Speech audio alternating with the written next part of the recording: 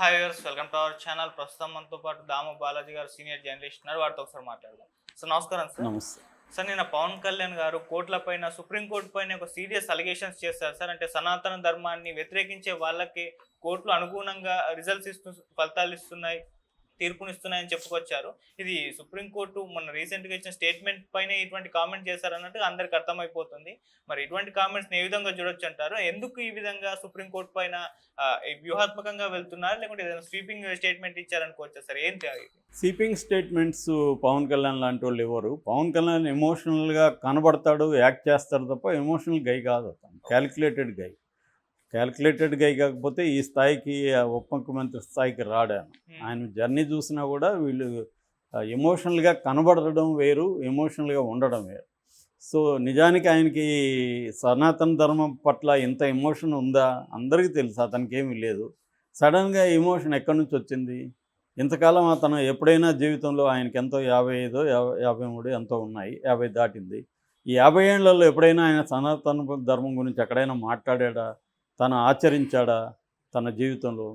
మరి అంత సనాతన ధర్మం అయితే క్రిస్టియన్ ఆమెను ఎందుకు పెళ్లి చేసుకున్నాడు? తన పిల్లల్ని మళ్ళీ క్రిస్టియన్స్గా ఎందుకు పెంచుతున్నాడు? ఇతను హిందూ, ఆమె క్రిస్టియను.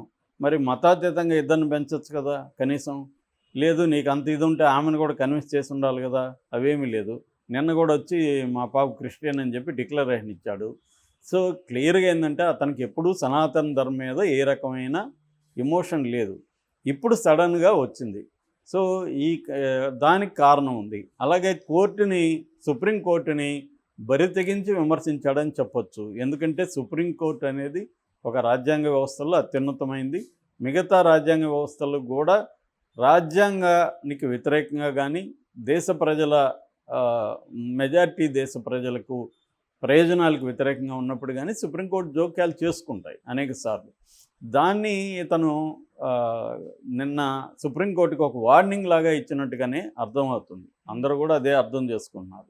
ఎందుకంటే గతంలో ఏమన్నాడంటే సుప్రీంకోర్టు తనకు ఉన్న ఇన్ఫర్మేషన్ బట్టి అలా మాట్లాడింది అని మొన్న ఒక రోజు అన్నాడు. నేను చెప్పాను కూడా. అంటే సుప్రీంకోర్టుకి ఇన్ఫర్మేషన్ లేదా? మరి మీరెందుకు టాప్ 2 లాయర్స్ని పెట్టుకున్నారు అక్కడ? సిద్ధార్థ లూత్రా అండ్ ఇంకొక ఆయన ముకుల్ రోహత్గి. సిద్ధార్థ లూత్రా ఏమో టీటీడీ తరపున అడ్వకేటు, ముకుల్ రోహత్గి అయితే ఏమో ఏపీ తరపున అడ్వకేటు. సో వీళ్ళిద్దరు ఇన్ఫర్మేషన్ ఇవ్వలేదా సుప్రీంకోర్టుకి? సో ఈ ప్రశ్నలు అయితే వచ్చాయి. ఇప్పుడేమో డైరెక్ట్గా వార్నింగ్ లాగా ఇచ్చాడు.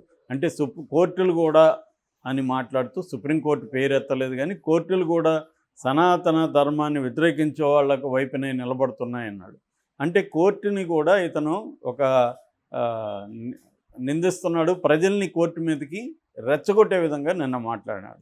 అంతకుముందేమో మతాలకు వ్యతిరేకంగా, వేరే మతాలకు వ్యతిరేకంగా నిన్న కూడా అది మాట్లాడినాడు. అంటే ఒక ముస్లిం మతంలో ఇలా జరిగితే గమ్మునుంటారా, ఒక క్రిస్టియన్ మతంలో జరిగితే గమ్మునుంటారా? ఏం జరిగింది అసలు?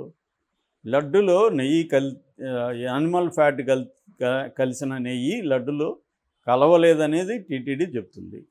నెయ్యిలో ఫ్యాట్ కలిసిన దానికి కారణాలు కూడా కాఫ్ అనే సంస్థ ఎన్డీటీబీ ఏదైతే టెస్ట్ చేసిందో అదే సంస్థ డిస్క్లైమర్ కూడా ఇచ్చింది. ఇది ఫీడ్ని బట్టి కలిసి ఉండొచ్చు, ఆ పశువు ఆవు లో ఎనర్జీ ఉంటే కూడా ఆ పాలలో కలిసి ఉండొచ్చు, అలాగే ప్రాసెస్లో పాల నుంచి నెయ్యి తీసే టెక్నికల్ ప్రాసెస్లో జరగచ్చు. అన్నిటికంటే ఇది మేము ఇచ్చిన రిపోర్ట్ ఫాల్స్ కూడా కావచ్చు, ఫాల్స్ పాజిటివ్ కూడా కావచ్చు అనేది క్లియర్గా ఇస్తే ఇంతవరకు నిర్ధారణ కాలేదు. సుప్రీంకోర్టు ఓపెన్గానే నిర్ధారణ కాలేకుండా మీరు ఎలా మాట్లాడుతున్నారని అడిగింది. అయినా ఇతను మళ్ళీ కలిసిందని మాట్లాడుతున్నాడు. అంటే అర్థం ఏమిటి? కోర్టుని ధిక్కరించడమే కాకుండా కోర్టుకి వ్యతిరేకంగా హిందువులను రెచ్చగొట్టే విధంగా కూడా ఆయన స్పీచ్ నిన్న ఇస్తున్నాడు.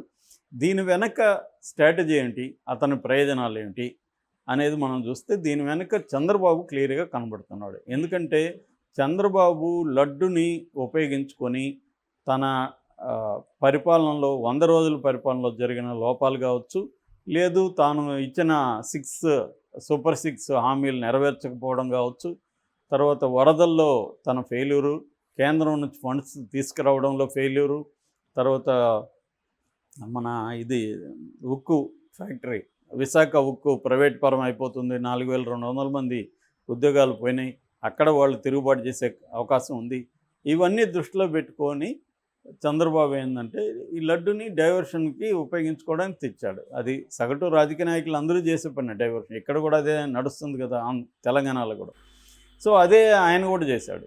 సో అయితే అది నేషనల్ వైడ్ ఇంటర్నేషనల్ వైడ్ వెళ్ళిపోవడం వల్ల ఆయనకి తీవ్ర వ్యతిరేకత వచ్చింది. రెండోది ఆయనే సిట్టు వేయడం పట్ల కూడా జనాలకు అర్థమైపోయింది. హిందూ సంఘాలకు కూడా ఇది ఈయన రాజకీయంగా ఉపయోగించుకుంటున్నాడు, హిందువుల మనోభావాలతో ఆడుకుంటున్నాడు చంద్రబాబు అన్న విషయం మన విశ్వ హిందూ పరిషత్ లాంటి వాళ్ళు కూడా చెప్పారు సంస్థలో.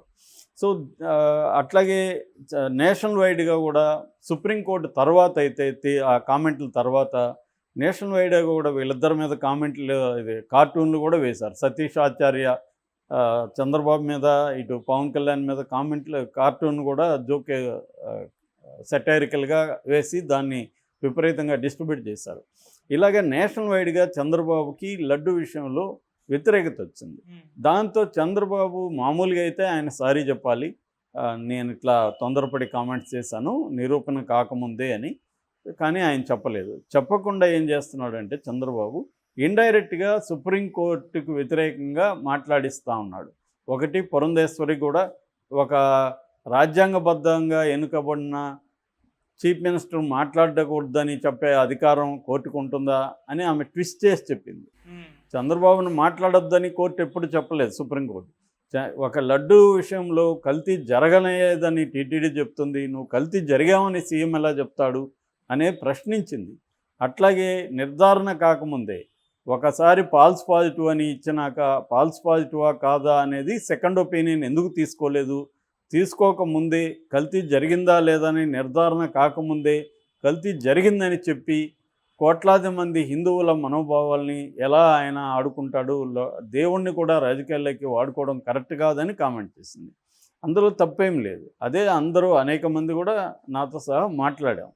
సో దీనికి వ్యతిరేకంగా చంద్రబాబు ఏం చేస్తున్నాం అంటే ఇప్పుడు ఈరోజు తీర్పు ఇచ్చే అవకాశం కూడా ఉంది. దీని మీద నిర్ణయం జరగాలి, ఈరోజు పోస్ట్పోన్ అయింది. సో అందువల్ల ఖచ్చితంగా చంద్రబాబుకు వ్యతిరేకంగా ఉంటుంది. ఈయన వేసిన సిట్టుని అది సుప్రీంకోర్టు అంగీకరించదు, ఖచ్చితంగా వేరేది వేస్తారు. వేసినప్పుడు చంద్రబాబుకి అది ఇబ్బంది. దీన్ని మళ్ళీ డైవర్ట్ చేయడానికి సనాతన ధర్మం పేరుతో పవన్ కళ్యాణ్ని రంగంలోకి దించాడు చంద్రబాబు. దించిన తర్వాత పవన్ కళ్యాణ్ దగ్గర కూడా యాంటీగా మాట్లాడించడం కోర్టుకి, అంటే కోర్టే తప్పు మాదిగా తప్పు అనేది నిన్న పవన్ కళ్యాణ్ ఉద్దేశం.